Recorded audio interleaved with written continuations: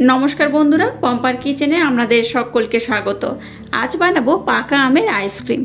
Ice cream आमरा नाना रकम भावे बानिये थाकी, तबे पाका आमेर आइसक्रीमेर स्वादई आलादा। एई प्रचंड गरम थेके एकटु स्वस्ति पेते पाका आमेर आइसक्रीमे जुड़ी मेला भार। ताई कोनो रकम झामेला छाड़ाई पाका आम और अल्प एकटु दूध दिए झटपट এই আইসক্রিমটা বানিয়ে ফেলুন। आशा করছি বাচ্চা থেকে বড় সবার ভীষণ ভালো লাগবে। তাহলে চলুন দেরি না করে আজকের এই পাকা আমের আইসক্রিমের রেসিপিটা দেখে নেওয়া যাক। পাকা আমের এই আইসক্রিমটা বানানোর জন্য দেখুন এখানে আমি একটা পাকা আম নিয়ে নিয়েছি।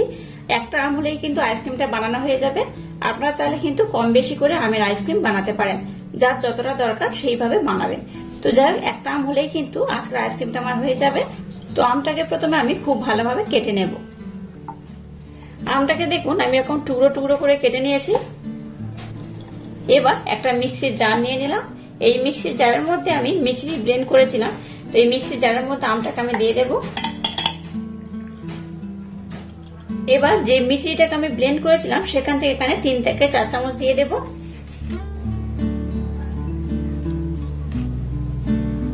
এই 4 চামচ ব্লেন্ড করে রাখা মিচড়ি আমি দিয়ে দিলাম।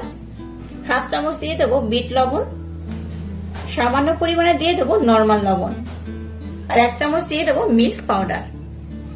এবার এটাকে আমি খুব ভালোভাবে ব্লেন্ড করে নেব। এখানে কিন্তু এখন জল ব্যবহার করা যাবে না, জাস্ট সমস্ত উপকরণকে খুব ভালোভাবে প্রথমে ব্লেন্ড করে নেব। দেখুন আমটাকে আমি খুব ভালোভাবে ব্লেন্ড করে নিয়েছি। এটাকে এই পাত্রের মধ্যে আমি ঢেলে নেব। এবার দেখুন মিক্সির জারের মধ্যে আমি একটু জল নিয়েছি। যেহেতু এখানে জল ব্যবহার করতে হবে তাই মিক্সির জারের জল দিয়ে এই জলটির মধ্যে আমি দিয়ে দেব। খুব বেশি জল এখানে ব্যবহার করবেন না। এবার এটাকে আমি খুব ভালোভাবে ব্লেন্ড করে নেব। এই পর্যায়ে লবণ আর মিষ্টির পরিমাণটা ঠিক আছে কিনা একটু চেক করে নিতে হবে। দেখুন আজকের আইসক্রিম বানানোর জন্য মিশ্রণটা একদম রেডি হয়ে গেছে। আর মিশ্রণটা ঘনত্ব দেখুন একটু ঘন রাখবেন, খুব পাতলা করবেন না, তাহলে কিন্তু খেতে খুব একটা ভালো লাগে না। একটু ঘন মিশ্রণ হলে আইসক্রিমটা কিন্তু দারুণ লাগে। আর দেখলেন তো কত সহজে কিন্তু বানানো হয়ে যায়। খুব কম সময়ে আর সামান্য কয়েকটা উপকরণ হলেই কিন্তু এই আইসক্রিমটা বানানো হয়ে যায়। গরমের তৃপ্তিও পাবেন আর খরচও কম, খুব কম খরচে খুব কম সময় এটা বানানো হয়ে যায়। তো যাই হোক, মিশ্রণটা আমার একদম রেডি হয়ে গেছে। এবার দেখুন একটা আইসক্রিমের মোল্ড আমি নিয়ে নিয়েছি। ঢালার সুবিধার জন্য একটা আমি গ্লাস নিয়ে নিয়েছি। এবার এগুলোর মধ্যে আমি ভরে দিয়ে দেব।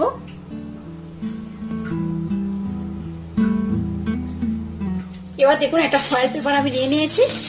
ফয়েল পেপারটাকে এর মধ্যে আমি এইভাবে দিয়ে দেব। আপনাদের হাতের কাছে ফয়েল পেপার না থাকলে ফয়েল পেপারের পরিবর্তে একটা প্লাস্টিকও আপনারা ব্যবহার করতে পারেন। এবার আইসক্রিমের মোল্ডে কাঠি দেওয়ার জন্য এখানে আমি একটা করে এইভাবে কাট লাগিয়ে দেব। যেহেতু আমের ঘনত্বটা বেশ ঘন তাই কিন্তু এই মুহূর্তে আমি এই মোল্ডের কাঠিগুলো দিয়ে দিচ্ছি। আপনারা চাইলে কিন্তু আধা ঘন্টা পরে এই কাঠিগুলো ব্যবহার করতে পারেন।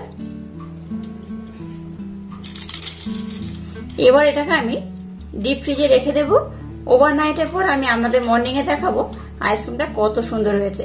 6 থেকে 8 ঘন্টার মধ্যে কিন্তু আইসক্রিমটা খুব ভালোভাবে জমে যায়। তো 6 থেকে 8 ঘন্টা পর বা ওভারনাইটের পর আমি আপনাদের দেখাবো আইসক্রিমগুলো কত সুন্দর হয়েছে।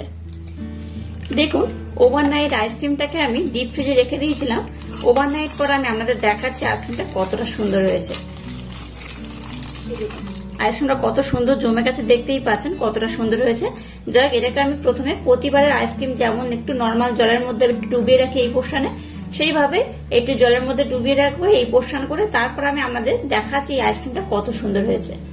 দেখুন কয়েক সেকেন্ড জলের মধ্যে রাখার পর আইসক্রিমগুলো কিন্তু মোল থেকে একদম উঠে এসে কত সুন্দর হয়েছে। দেখুন কত অসাধারণ হয়েছে।